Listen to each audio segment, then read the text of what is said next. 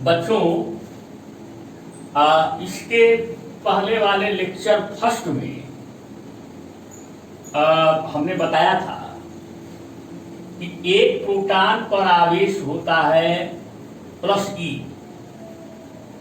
और एक इलेक्ट्रॉन पर आवेश होता है -E, जहां E बराबर 1.6 × 10⁻⁻19 कूलम।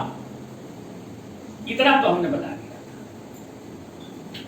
था। हमने कहा था कि अगले लेक्चर में हम आपको बताएंगे कि नाभिक में प्रोटॉनों की संख्या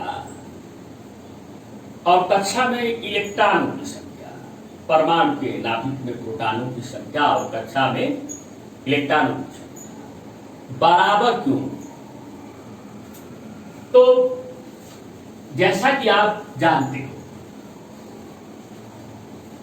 हमने बताया था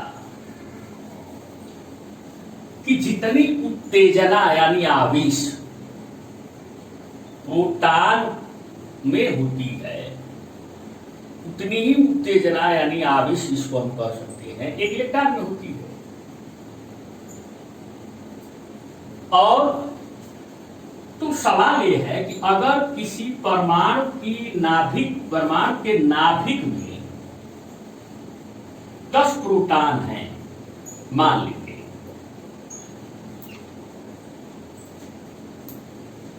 तो कक्षा में भी 10 इलेक्ट्रॉनों का होना जरूरी है। अगर ऐसा नहीं होगा तो नाभिक की उत्तेजना इलेक्ट्रॉन के उत्तेजना से अधिक हो जाएगी, एक्साइटमेंट जिसको हम कह सकते हैं, या इलेक्ट्रॉन का प्रोटॉन के नाभिक से अधिक हो जाएगा। आप जानते ही हैं कि न्यूटन की क्रिया प्रक्रिया के नियम से जितना नाभिक इलेक्ट्रॉनों पर कुल मिला के बल लगाता है, उतना ही इलेक्ट्रॉन का जो है नाभिक पे बल लगाते हैं।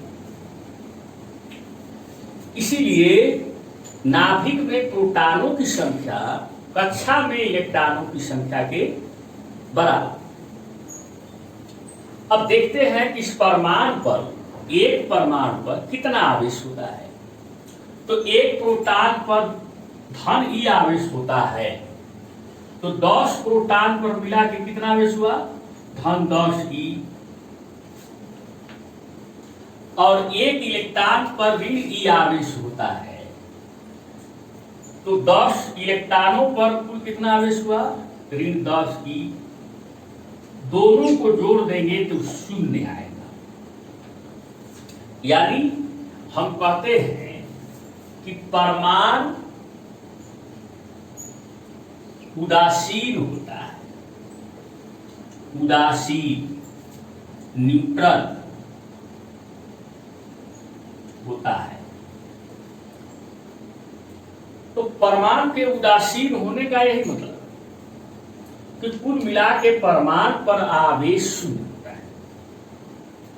अब सवाल यह है कि आगे आप पढ़ेंगे, और इसके पहले भी आप जानते हैं कि नाभिक को तोड़ना और जोड़ना कितना कठिन है।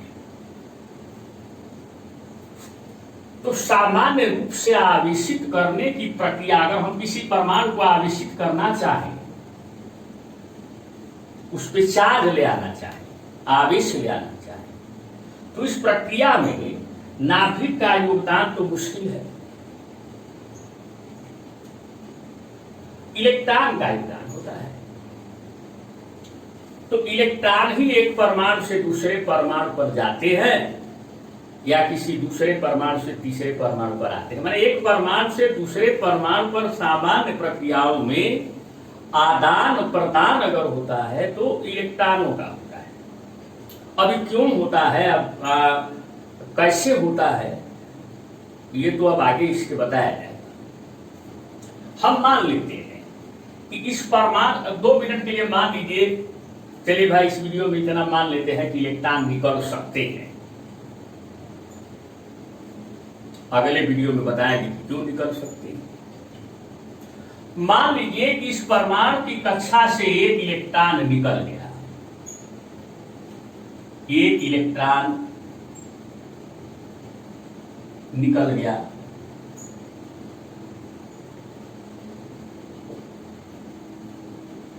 तो अब इस परमाणु पर कितना आवेश रह गया?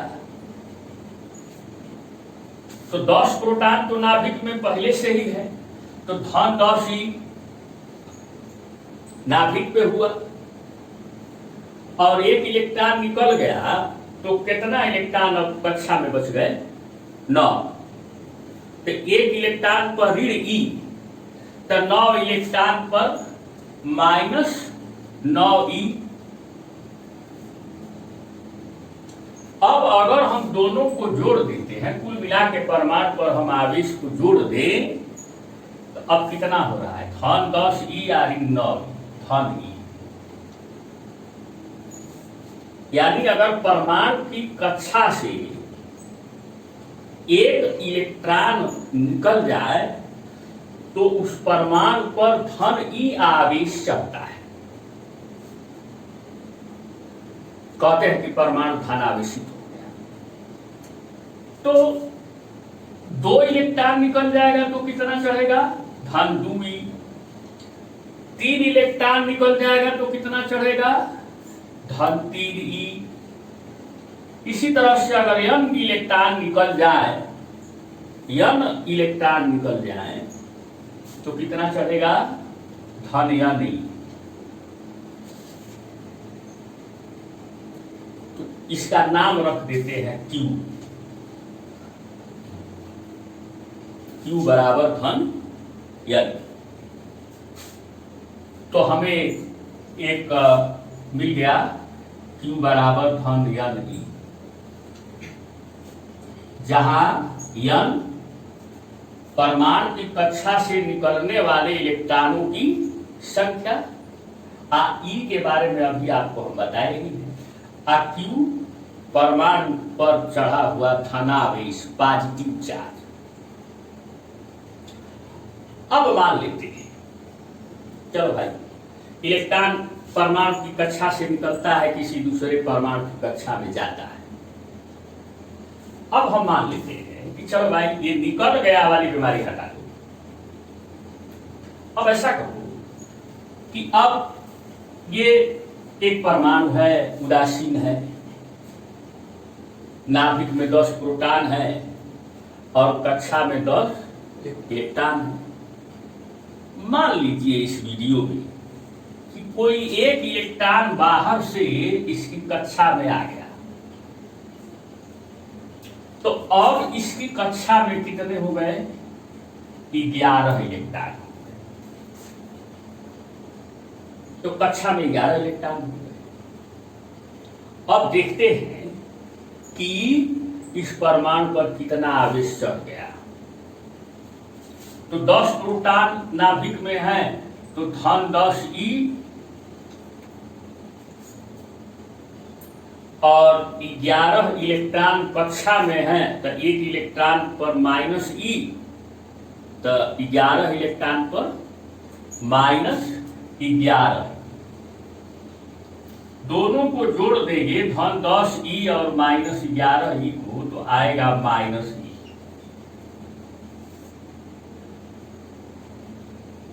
यानी 1 इलेक्ट्रॉन अगर एक उदासीन परमाणु की कक्षा में अतिरिक्त आ गया, तो उस परमाणु पर ऋणात्मक आवेश चढ़ गया, निगेटिव चार्ज आ गया।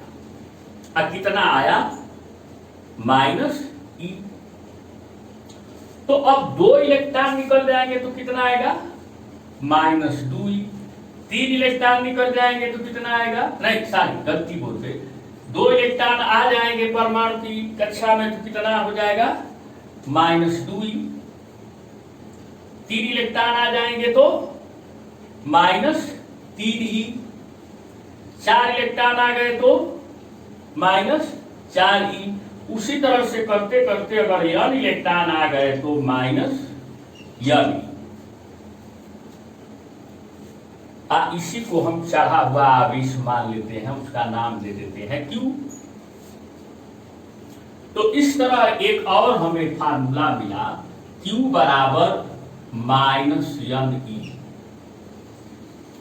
जहां n उदासीन परमाणु की कक्षा में आने वाले अतिरिक्त इलेक्ट्रॉनों की संख्या और q परमाणु पर चढ़ा हुआ ऋणावेश निगेटिव चार्ज। तो ये दोनों को दो बार लिखने से बढ़िया है कि एक ही साथ लिखा जाए, इसलिए दोनों को मिलाकर हम ऐसे लिखते हैं Q बराबर प्लस माइनस NE, जहां Q परमाणु पर उदासीन परमाणु पर इलेक्ट्रॉनों के आदान प्रदान से आने वाला आवेश, इलेक्ट्रॉनों के आदान प्रदान होने पर कितने इलेक्ट्रॉनों का हुआ है, इलेक्ट्रॉनों की संख्या n। अब प्लस कब आएगा? जब परमाणु की कक्षा से इलेक्ट्रॉन बाहर निकल जाए। अब माइनस कब आएगा? जब इलेक्ट्रॉन परमाणु की कक्षा में बाहर से आएंगे। तो अक्सर सामान्य रूप से बच्चों को ये बात भूलने लगती है, कब प्लस होगा और कब माइनस होगा। भाई देखो, हम लोग याद करने के लिए दिमाग में एक विधि बना दी कि धनी कौन होता है? जो दे देता है। यानी परमाणु अगर अपनी कक्षा से इलेक्ट्रॉन निकाल देता है, दे देता है, तो धनी हो गया, वो पॉजिटिव हो गया, वो धनावेशित हो गया। और गरीब कौन होता है? जो लेता है, किसी से लेता है। तो अगर परमाणु की कक्षा में इलेक्ट्रॉन बाहर से आया तो ऋणी हो गया, वो ऋणावेशित हो गया, वो निगेटिवली चार्ज हो गया। अब इस पे सवाल आते हैं। जैसे एक छोटा सा उदाहरण हम इसी सूत्र पर आपको देते हैं। एक उदाहरण देखो,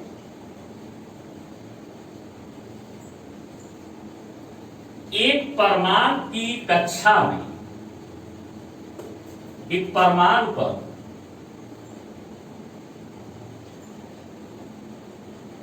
-3.2 × 10⁻¹৯ कूलाम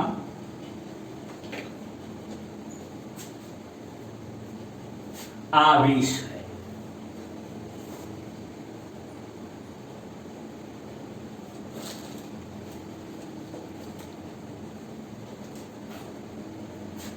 इस परमाणु में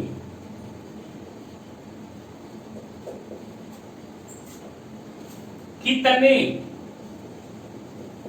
इलेक्ट्रॉनों की अधिकता या कमी है? आपसे ये प्रश्न किसी ने कर दिया कि एक परमाणु पर -3.2 × 10⁻−19 कूलाम आवेश है। इस परमाणु में कितने इलेक्ट्रॉनों की अधिकता या कमी है? तो अब पहले तो हम अपना ये सूत्र जो हमें मिला है Q बराबर हल करेंगे, तो पहले लिखेंगे Q बराबर ±NE। अब देखेंगे कि कौन सा आवेश चढ़ा है? माइनस। तो माइनस कब आता है? जब कुछ अतिरिक्त इलेक्ट्रॉन बाहर से परमाणु की कक्षा में आ जाते। तो अतिरिक्त इलेक्ट्रॉन जब बाहर से आएंगे तो ये अधिकता हुई कि कमी हुई? अधिकता अधिकता हुई, कमी तो हुई नहीं। तो अधिकता, तो यहां प्लस तो नहीं होगा, माइनस ही होगा। हालांकि हमें इससे कोई मतलब नहीं, अधिकता लिखा है, जब अधिकता लिख ही दिया तो फिर माइनस लगाने की कोई जरूरत नहीं। या तो अधिकता लिखिए या माइनस लिखिए। तो हम चलिए मान निकालते हैं, Q बराबर एन से एन बराबर Q बटा P, इलेक्ट्रॉनों की संख्या जो अधिकता है, अतिरिक्त इलेक्ट्रॉन उसमें आ गए, तो Q का मान हम लिखेंगे कितना, मान केवल रखना है, माइनस तो होगा ही, 3.2 इंटू 10⁻⁻90 कूलाम। ई बराबर आप जानते हैं 1.6 इंटू 10⁻⁻90 कूलाम, यानी 1.6 गुणे 10⁻⁹ कूलाम। तो कूलाम से कूलाम कटी गया, ये कटी गया, इससे ये 1.6 से भाग देंगे तो 2। अगर यह चिन्ह लिखते तो अधिकता लिखने की जरूरत नहीं पड़ती, लेकिन चिन्ह तो लिख नहीं रहे हैं, इसलिए लिखेंगे कि 2 इलेक्ट्रॉनों की अधिकता की अधिकता है, कमी नहीं है। क्या है? अधिकता है। लेकिन एक सवाल एक खड़ा होता है, ठीक है, इलेक्ट्रॉन परमाणु की कक्षा में आते हैं, अब फिर परमाणु की कक्षा से बाहर निकलते हैं, ये कैसे संभव है? एक जटिल प्रश्न है। तो इलेक्ट्रॉनों की आदान प्रदान की जो प्रक्रिया है एक परमाणु से दूसरे परमाणु में, इसका नाम है आवेशन। आवेशन, और इसको हम कहते हैं चार्जिंग। एक बात तो ये है। दूसरी सबसे महत्वपूर्ण बात यह है कि कैसे हम पता करेंगे कि कोई पदार्थ आवेशित है या नहीं है। तो इसका संसूचन कैसे करेंगे, डिटेक्शन कैसे करेंगे, पता कैसे करेंगे, तो इसके बारे में हम आप लोगों को लेक्चर 3 में बताएंगे। लेकिन तब तक के लिए धन्यवाद।